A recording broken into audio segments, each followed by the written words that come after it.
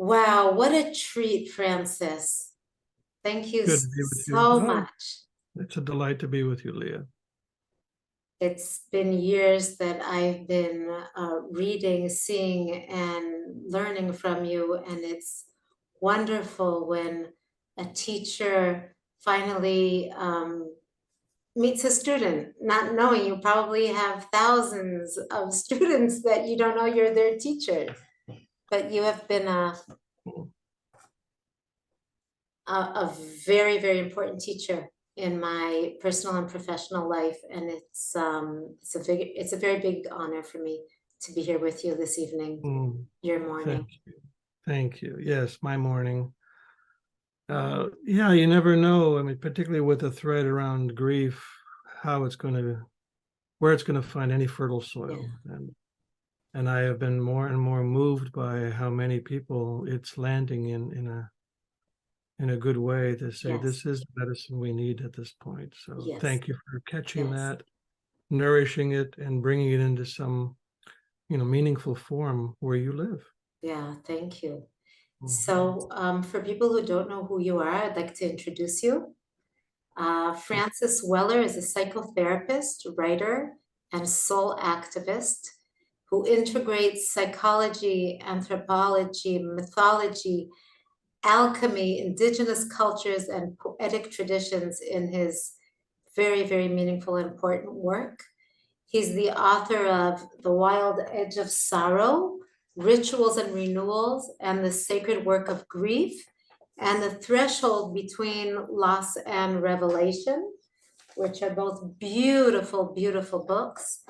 And Francis, you are also the founder of Wisdom Bridge, an organization that offers educational programs that seek to integrate the wisdom from indigenous cultures with insights and knowledge from our Western cultures and communities. And for people that don't know me, I'm Liya Naaor.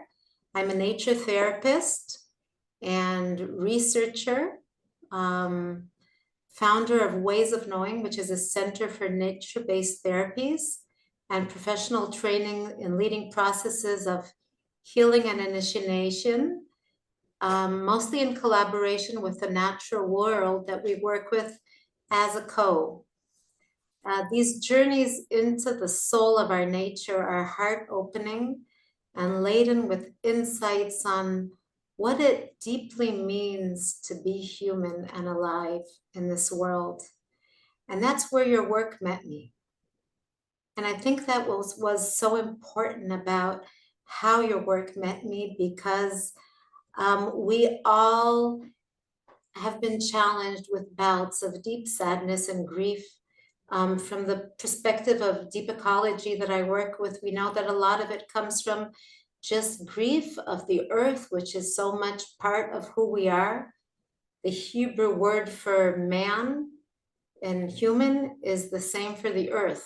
It's the same root, just like nature is in us, it's inner and it's external, saying so much about what that means. But I think the first time where my sadness and grief touched some kind of context that made sense to me and made me feel normal was when I read your book. And I want to read that first sentence when I read it and highlighted it. And you write here, grief is not a problem to be solved. It's not a condition to be medicated, but a deep encounter with an essential experience of being human. Wow, that deep sadness or grief I was feeling and going through is what it means to be human. It's not just being happy and successful in Western terms and scales. Wow, that was just like being cradled in such a beautiful and soft way. And then you write, to be human is to know loss in its many forms.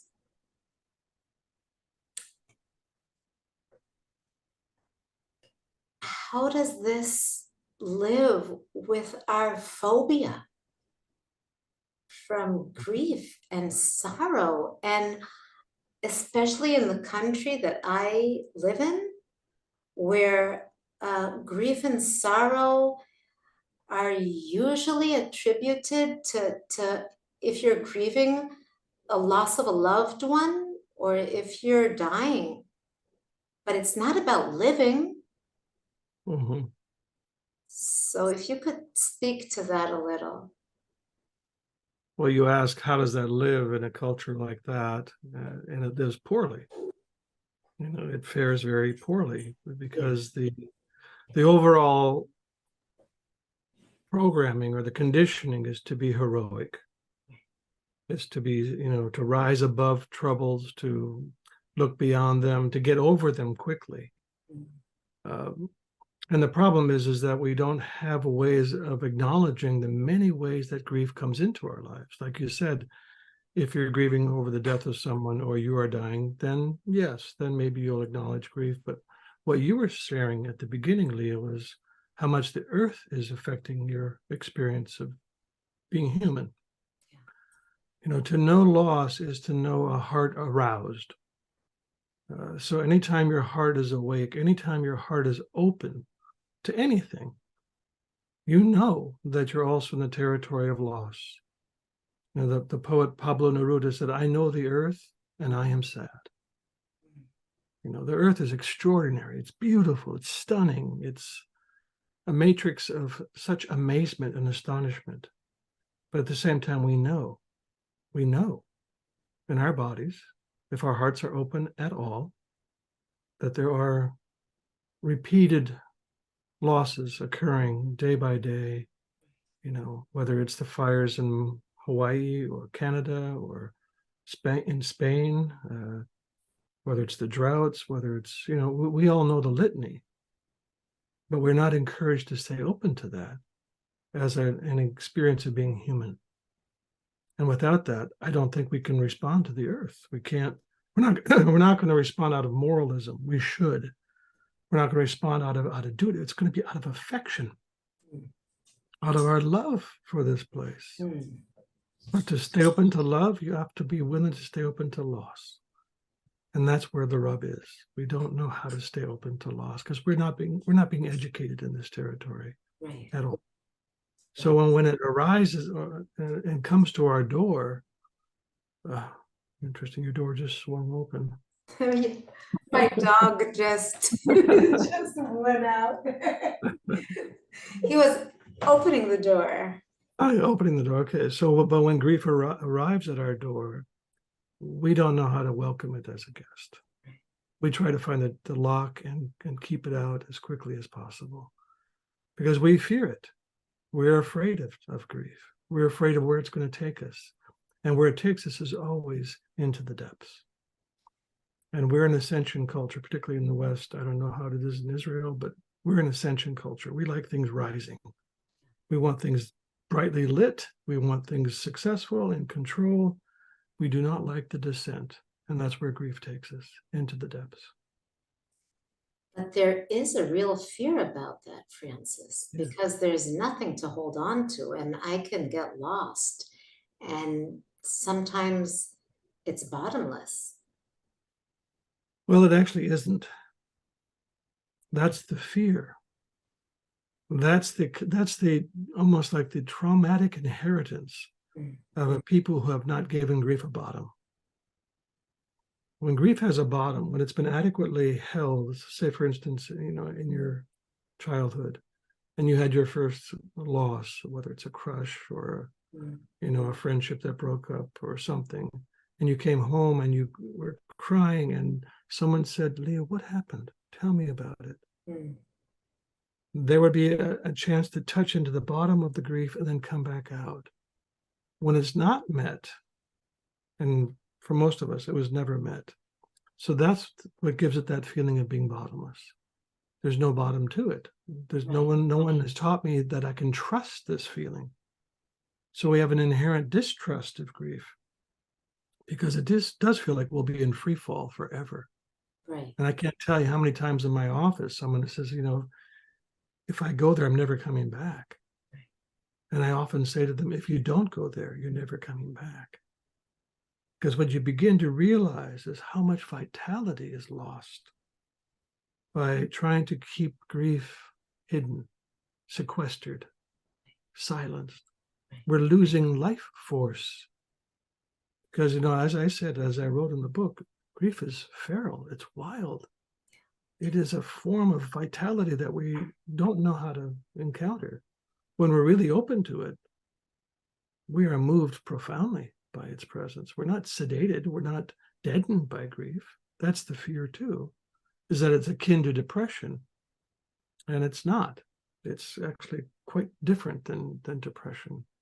We could go on with that, but tell me what's right, stirring. but it's so different than what we know or what we've experienced. Everything you're saying about grief, you could sell grief. you do.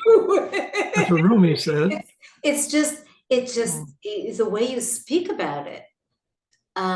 It's what brings us alive. But how did you get to that? How did you understand that? Because for so many people, grief is experienced as the opposite. Right. Well, part of the reason why it's experienced as the opposite is we're expected to carry it alone. And grief was never meant to be carried alone. In our long story as a species, grief has always been communal. It has always been held by the rites, rituals, practices, and community support. So under this new kind of, I don't know what I would call it, almost like a dispensation that you have to somehow walk this walk in solitude, in isolation. Yeah. And that will crush you, especially when you begin to open up to the magnitude of the grief we're facing right now. It will crush you. So without communal support, without the rituals, without the practices, you have to avoid it. And I don't blame anybody for keeping their heart closed at this point. There's a certain wisdom to numbness. Totally. It can, otherwise you would just, like I say, overwhelm you on a day-by-day basis. Right. So how did I come to this? Through 40 years of therapy, you begin to see that what's walking in the door is undigested grief. No matter what the symptom is, whether it's end of a relationship or a troubled childhood or an addiction or an illness, a depression, whatever comes in the door, most of it is unmetabolized grief. And so you teach people how to begin to respond to the sorrows that are attached to these symptoms and these forms of suffering. And it's not like we improve the situation, but we begin to meet the situation. I remember just very recently, I was co-leading the cancer help program here in California, which I do twice a year. And there was a young woman dealing with a pretty aggressive form of cancer. And she had been just kind of holding on. Almost all week she was holding on. And finally on Saturday, the dam burst. And out it all poured, just how much loss has been associated with this cancer. And I said, we didn't fix a damn thing, did we? But we honored it. We honored the grief. And that changes so much. All what grief wants is to be honored. Like I said, it's not a problem to be solved. It's a presence awaiting witnessing by us and by others that our common experience, because everyone we talk to, right, we all know loss. No one will ever be exempt from that truth. Right. And so when we can enter into the commons of the soul, we begin to feel the possibility of holding this not as a commentary on my failures or my inadequacy, but actually my entry into the shared hall of all sorrows, which also leads us into the shared hall of all joys. The unexpected revelation is that we also come close to joy. Every grief ritual I've ever led, which is close to 100 over the last 25 years, ends in this kind of eruptive, spontaneous delight Joy filters into the room towards the very end of the ritual, and you can just feel it because the heart has been emptied. The heart has been opened. And I often say we live in a flatline culture, that we have a very narrow band of what we're allowed. And when we abandon that deeper register of sorrow, we collapse the upper register of joy. So when we go back into that deeper resonance of grief, the upper terrains of joy become much more accessible. The heart is open again and alive and remembers what a strange and wondrous gift this is to be in this flesh and to share with one another our tears, our laughter, our stories, our grief, to share the whole walk. That's what we meant to do. Yeah. I think that connection, I'm like feeling into where Wisdom Bridge comes from, but really that connection between the two, which is not always automatic for us today, or they don't live together in many contemporary mindsets, is really, really important. In my work, it has a lot to do with going beyond the comfort zone and taking risks, and that's where things grow, and that's where things change, but there's a price to pay. And that's why so many people want change, but don't change, because it's taking that leap of faith or taking that step towards that darkness, which has to do with not being in control and not knowing. And it's terrain that is scary and new, and holding that concept that is the route to joy is something very new for many people that I meet. Or when they climb that mountain and get to the top, and it was hard and it was rough, but that feeling at the top, it's something that's hard to explain when you wake them up at 4 a.m. and tell them, let's start walking. So that connection between those is also something deep in our human design. I think, like I'm thinking of the hero's journey, or I'm thinking of initiation. That always has to go with leaving what you know and leaving your comfort zone and opening up to new ways of being as a way of finding out who you are and what your deep potential to belong to this earth and what your gift is. That's why I take people out to nature, and it seems like that's why you take people into grief. Is that kind of what happens? Yeah, most of our grief has been unaccompanied and oftentimes comes as the result of a rough initiation, which is an uncontained encounter with death.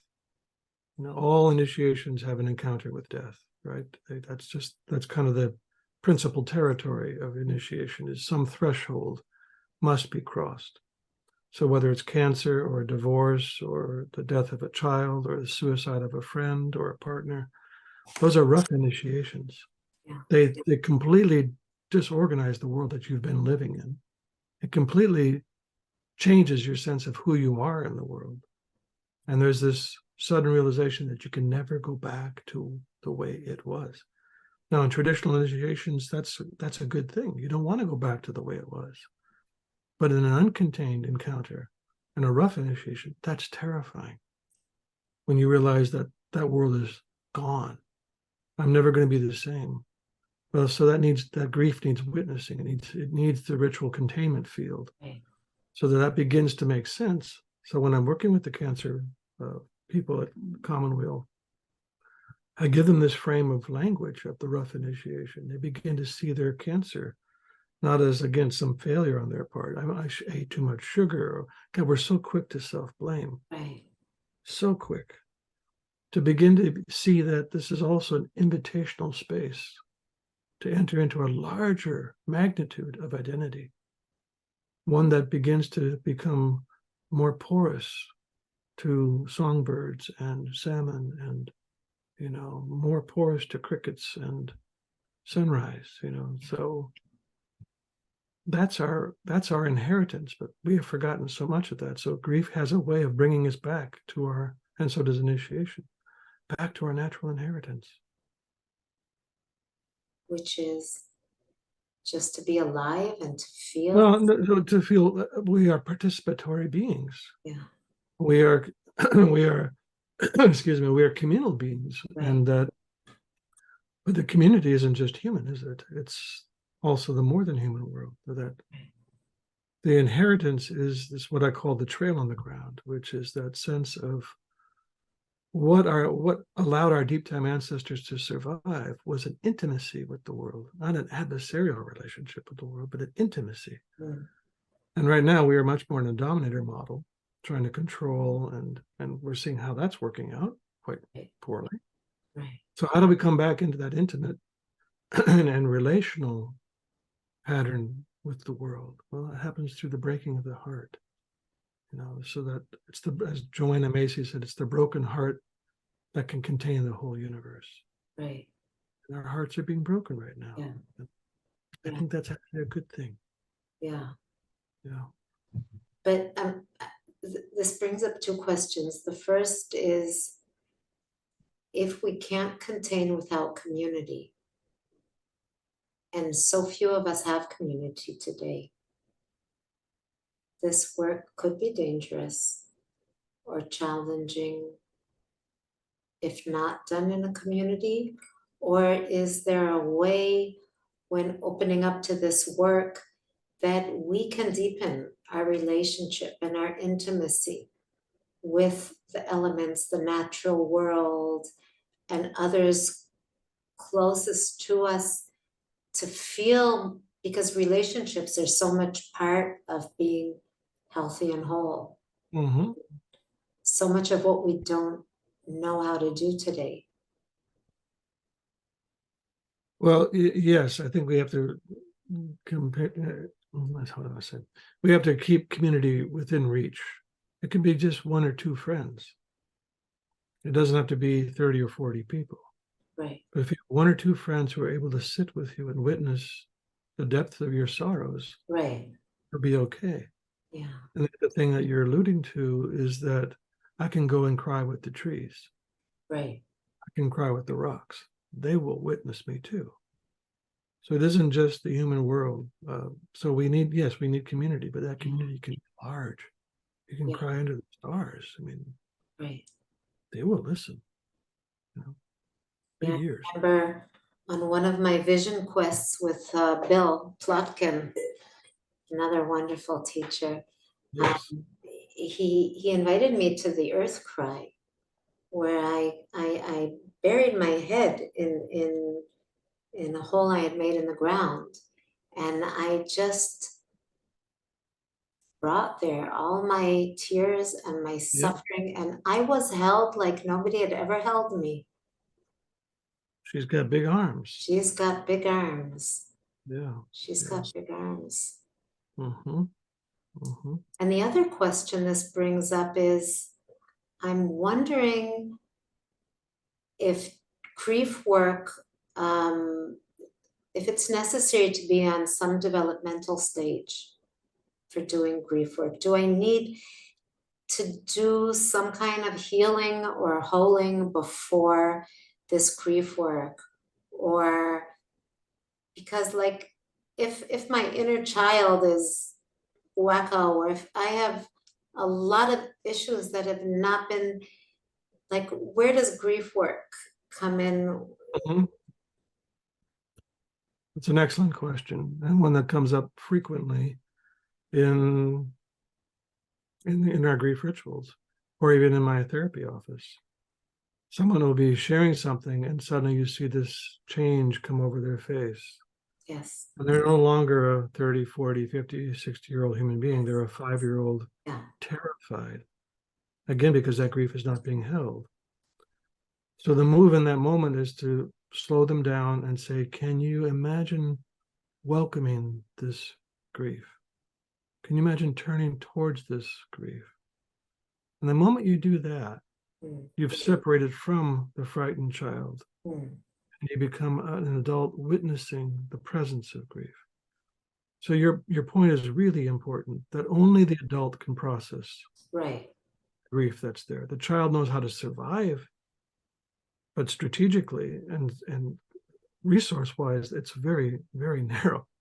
How do I not get killed right now? How do I stay alive? That's good, but we need the resources of the adult. So I work with this a lot, and I wrote about that quite a bit in the book, The Wild Edge of Sorrow, about how do we migrate the grief from the child's hands into the adult's hands. And there's a whole practice in there for that very purpose, because as you say, left to an undeveloped part of us, left to a wounded child state, that grief will just recycle eternally. And that's what we see for most people, is that the grief hasn't moved.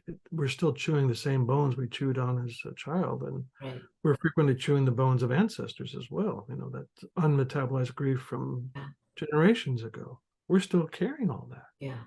And until we have some adult presence in our lives, that will continue to, in a sense, be a haunting of our lives.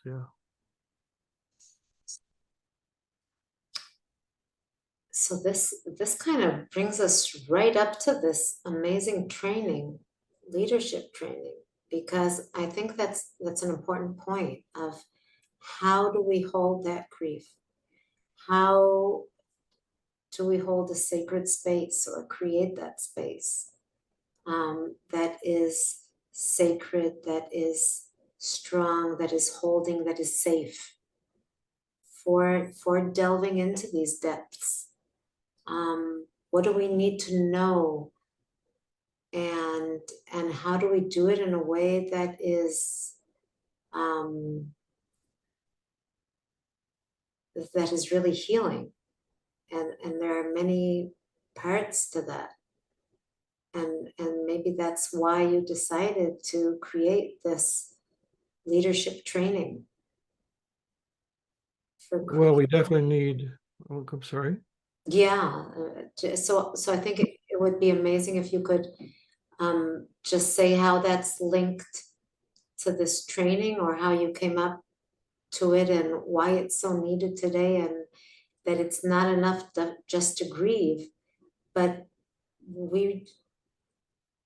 it's like I go around the world telling people why people need nature. Nobody asks why fish need water. And we've forgotten, right? We're and so we do need to learn how to hold these spaces, and I think there are things we need to relearn and things we need to unlearn around this grief. And that brings us up to this training that we're bringing to Israel and you're bringing around the world, which is already full. And maybe talk to that a little bit of how that came to be, and what we can gain through learning how to walk this terrain. Well, we did a training in 2019, my wife and I, for a group of about 44 people. And it was our hope then that we would do this again, but then COVID hit so quickly right after that. And what we wanted to do is create pods of teams of grief tenders. And so we have about 8 or 10 pods of people, mostly in the United States, some in Australia. And then as time went by, I began to see the possibility of doing things online. It's another mode of teaching. And the urgency now has become so clear that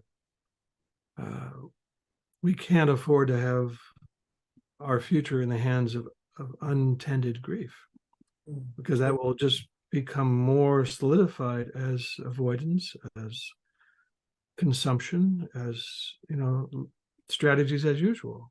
So we need to have people who have the capacity to hold this space for others. And I often say that grief is not just an emotion, but it's a core human faculty. It's a skill. So what does that skill look like? So that's a lot of what this training is about, is what is the skill of grief? And what internal states do I have to monitor in my own ability to sit in the chair to hold the space for grieving? It could just be within my family or my neighborhood.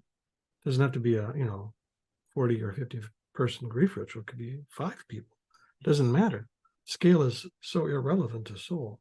Even if we could sit with ourselves in our grief, that would That's be right. a good starting point. It would be a very good start. Yes. Excuse me. So the training is really about developing our capacities to be present to grief, to witness our own process, to be aware of those child states, the complexes that get triggered when grief is around. How do we set up ritual ground? What does containment look like? So it's just some basic skills around being able to create a space that's potent enough to invite in, for lack of better words, the wild edges of sorrow. Yeah. Because they are wild and they need adequate containment. Otherwise, they won't come out to play. They will stay self-contained. And that is what deadens the heart, is congestive grief that doesn't have a chance to move.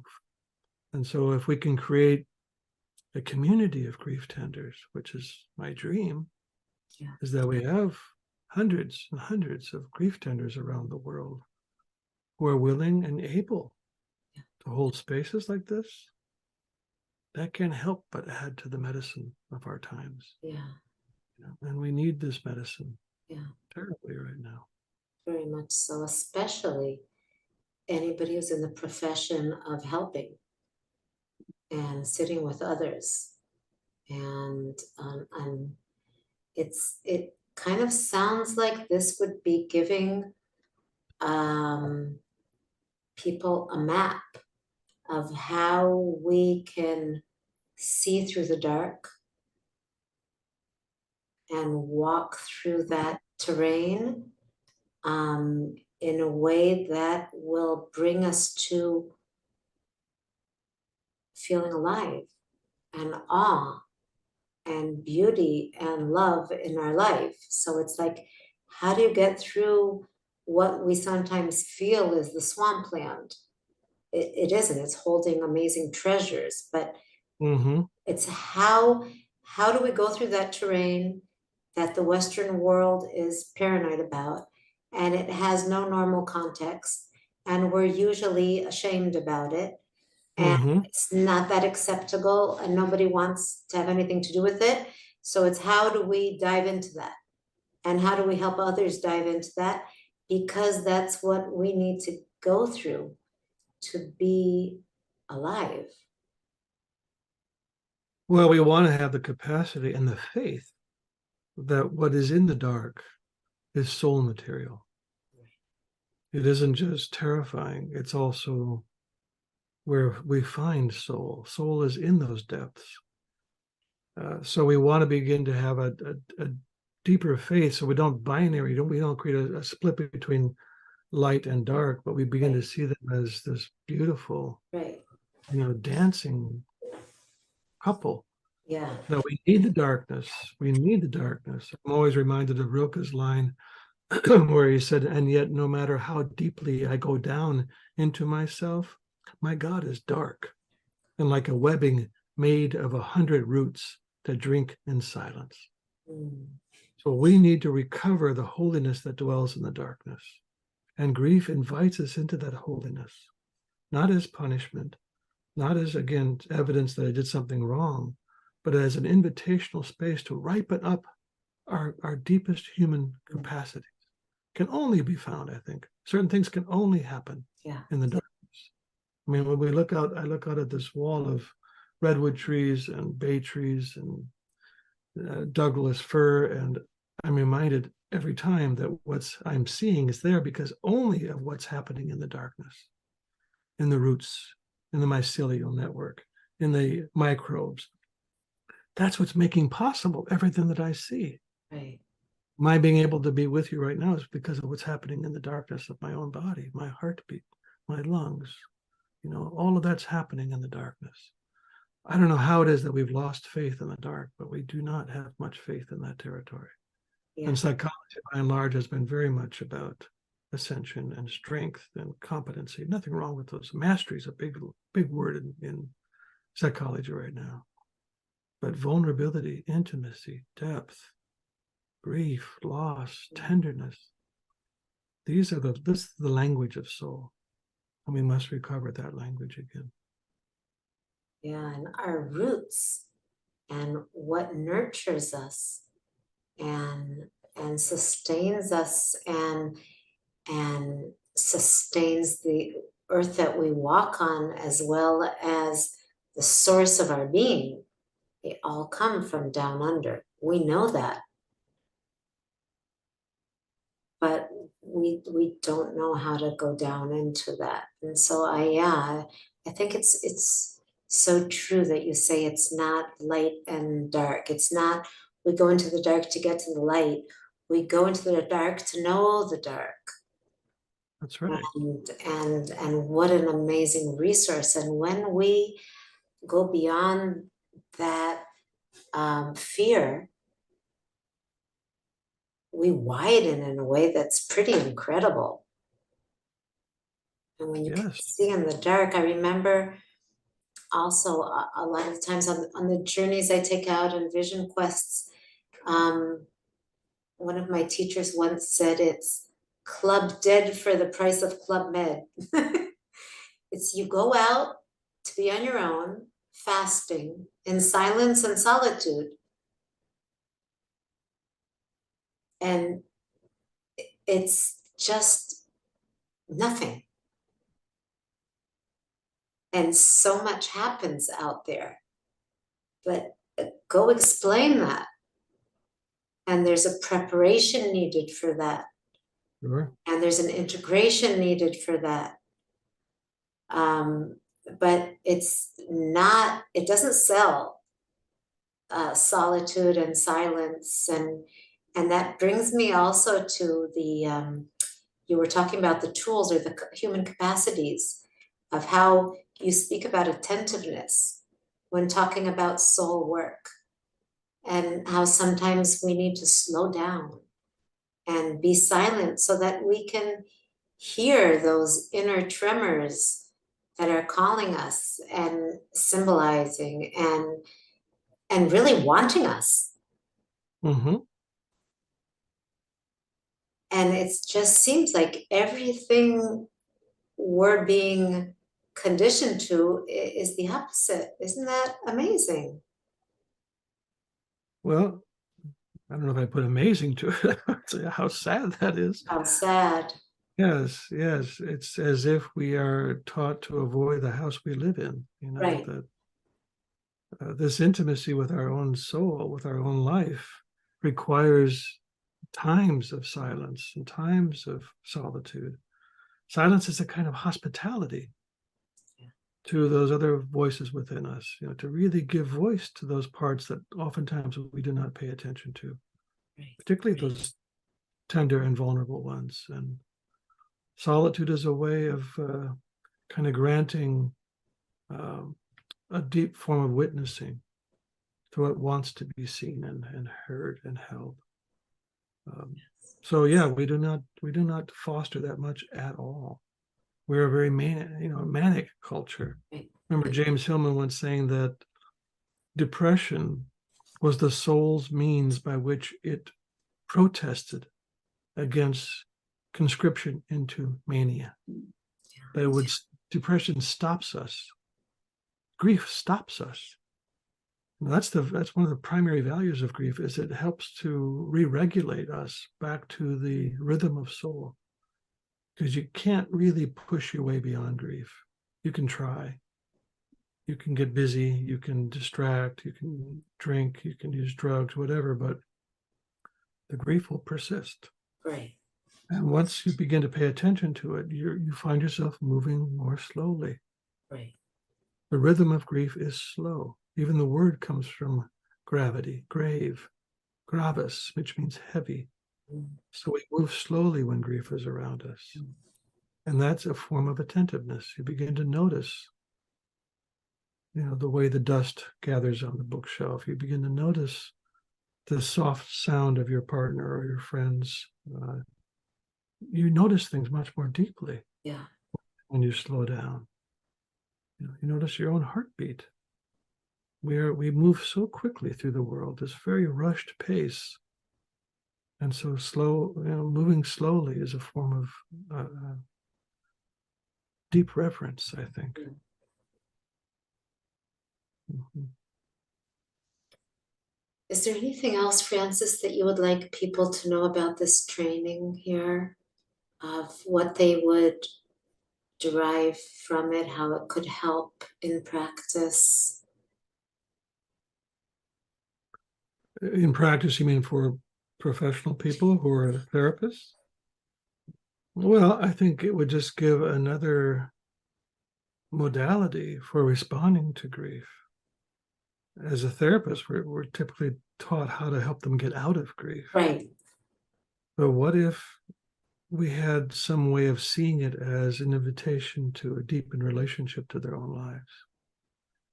What if we were able to be an advocate for grief and to say, as difficult as this walk is, what you will encounter will greatly deepen your presence in the world, your presence in your own life, your capacity for friendship and intimacy.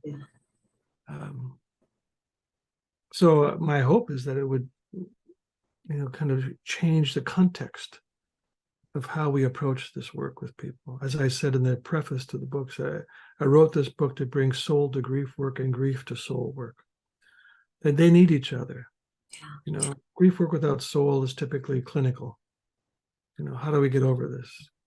And soul without grief work lacks a certain depth to it, So they need each other to kind of ripen up and out and fulfill one another. It is hard to sell grief, but I think in these days, our denial is cracking. And without some response, I remember giving a talk up in Canada once, and a young woman stood up and said, "So what's the answer? What's the answer?" I said, "There is no answer, but there is a response. And each of us must decipher the response we are being asked to make. And the response I'm being asked to make is this: to offer this grief ritual training, to sit with my clients, to open up this terrain of grief. So that's once again not marginalized or, medicated, but actually met as a sacred presence. And what's your response? I can feel it. You're taking people out into the wilderness to begin to reacquaint them with their deep time inheritance as a human being. That we're not separate from nature. How could we possibly be separate from nature? But that's part of our grief too, isn't it? Very much so. It's just how lonely we are for the intimacy of the other. You probably remember that passage I shared of Paul Shepard's in the book. Paul Shepard was called himself a human biologist. He died in the mid-90s, but there's a passage I quoted of his where he says that the grief and sense of loss that we often attribute to a failure in our personality is actually a feeling of emptiness, where a beautiful and strange otherness should have been encountered. I mean, we could weep for 1,000 years just with that one passage. This emptiness we feel because we're no longer in conversation with fox or wren. We're no longer in conversation with otter and thrush. And we're just simply a lonely species trying to earn a living. What an empty opportunity, what an empty invitation. That's the purpose of my life, is to earn a living.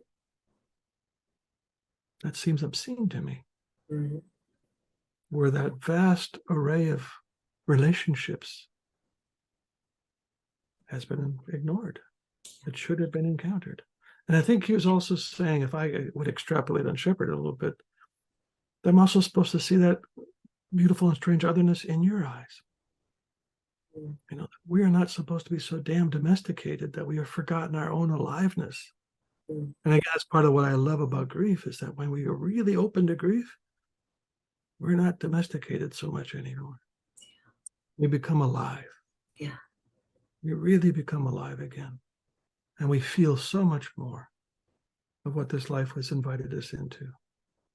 So if I'd say anything to the professionals in your community, I would say, let's make friends with this beautiful and strange otherness we're calling grief. Yeah. And not try to get over it, but actually go deeper into it. Yeah. Yeah, that idea that we need more and that we're not enough is so in our blood. That emptiness is Yes. so much of what brings people to my organization, and I'm sure to yours, that it seems like this work is what we need in this era, in these days when everything around us is collapsing, everything we've trusted and we thought we could lean on, which is also beautiful to see. Yes. Yes. That something, it will take time, but that these structures that are not contributing to life somehow need to disable so that we can build new structures that are relational and Yeah. can hold this earth. That's a big part of the first day of this training, is looking at what I call the long dark. Yeah. We've entered the long dark, and which is a time, you know, using the old alchemical imagery of Negredo, it is a time of decay, of disassembly, of endings and sheddings, and that can be scary. But it's also a time, a necessary time, when these institutions like patriarchy and capitalism and, you know, sexism, these things have to collapse. Yeah. Racism have to collapse. Yeah. Otherwise, we will not make it as a species. But this long dark will be, you know, probably 2 generations long at least. Yeah. And I'm not going to see it to the far side of this thing. But right now, all I can do is put seeds out there. And that's a lot. And that's what I want to do. That's what I want all of us to do, is become, you know, capable of throwing a few seeds out there. And hopefully, the next generations arrive, there will be something green and something beautiful for them. When people ask me, what should I do with my money? I say, buy trees. Just plant plants and fruit and vegetables and trees. Yeah. But in all the metaphoric ways we can do that. Yes. So with so much pain and anger and everything that is coming up today, I think you're offering an additional way. So instead of who's guilty about this, or how we've been lied to, or just taking responsibility for sowing the ground and planting seeds. I want to deeply thank you for your work. I'm sure that evolving to what it is, it took many dark, long nights and days, and that you were willing to go through that to bring this beautiful, sacred, touching, heart-opening work to us. And personally, it has changed me in the way I work. And I'm deeply touched to bring this to Israel through you. And just thank you. You are so welcome. I can't tell you what it means to me. I've always been kind of on the margins, which is also where soul dwells in my work life, talking about shame, talking about defeat, talking about grief. I'm not the fun guy at the party. Right. So, so you never know, but I had to be faithful to what has claimed me. This is what has claimed me. So I've tried to be faithful to it. And to know that it's finding places of, like I say, of resonance. Gosh, I'm just so heartened by this. It didn't have to be this way, but it has been this way. I'm just so grateful for anyone who says, oh, yes, that matters. What can I do with this? How can I extend it outward and keep this wave moving? So I'm as equally grateful to you, Leah, as you are to me. So thank you deeply. Thank you. I want to end with what you brought the words of Kathleen Dean Moore in your book. Sorrow is part of the earth's greatest cycles, flowing into the night like cool air sinking down a river course. To feel sorrow is to float on the pulse of the earth, the surge from living to dying, from coming into being to ceasing to exist. Maybe this is why the earth has the power over time to wash sorrow into a deeper pool, cold and shadowed. And maybe this is why, even though sorrow never disappears, it can make a deeper connection to the currents of life and so connect somehow to sources of wonder and solace. And maybe this is why we are doing what we're doing. And yes, absolutely. I mean, that's what I love about grief work, is that it does get us current. Yeah. In not only just present, but also in the current of life. Just the electricity of life is all those forms of currency become available to us once again. Yeah. So I look forward to this time with you all in Israel, and we will see you then. Yes, thank you so much.